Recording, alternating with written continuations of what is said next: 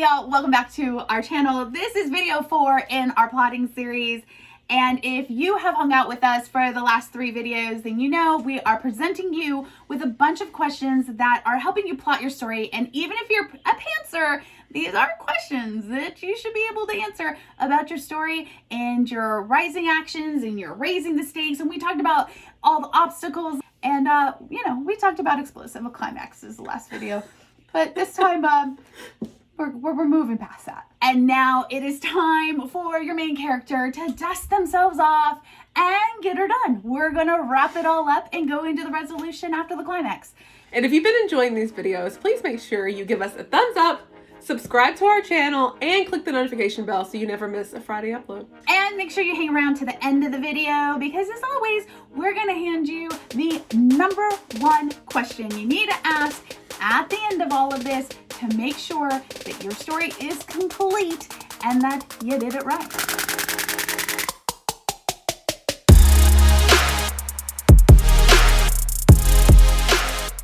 So the last video we spoke about the darkest hour and now we're at the turning point. The turning point is a point where your protagonist dusts themselves off and says, I need to get this done. So what makes them realize that they must continue to fight? The next question you want to ask them at the turning point is, why would they want to risk everything? What happens if they don't fight anymore? So this whole time they've been fighting and they've had an idea of how they're going to accomplish their goal.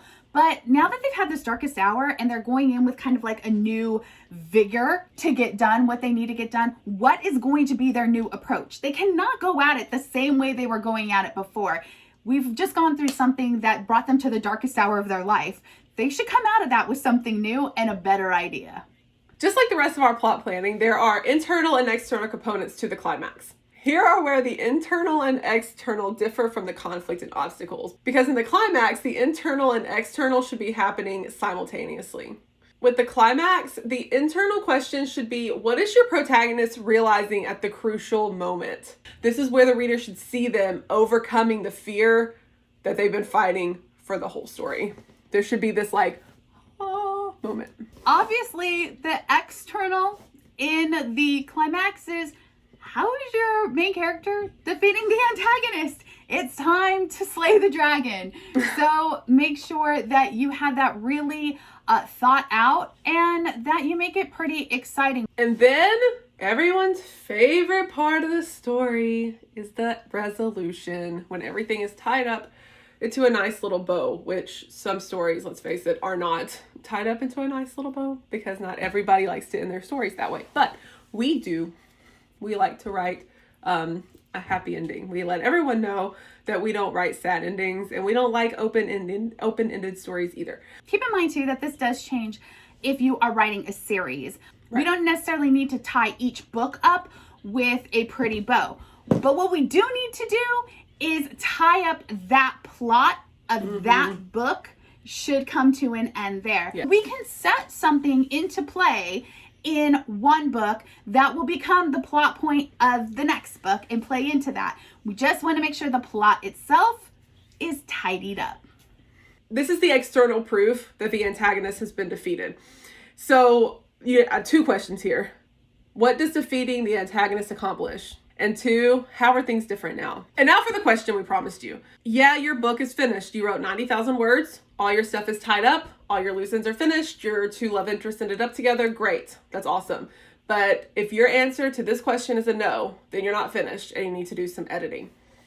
Has your main character changed? And I don't mean did they cut their hair or lose 10 pounds. Did they change internally from the beginning of the story to the end? That's called a character arc. And if your answer is no, then you're not done and you need to do some editing.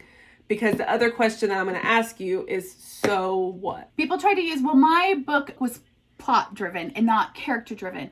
I'm going to encourage you to make every story you write character driven to a certain degree.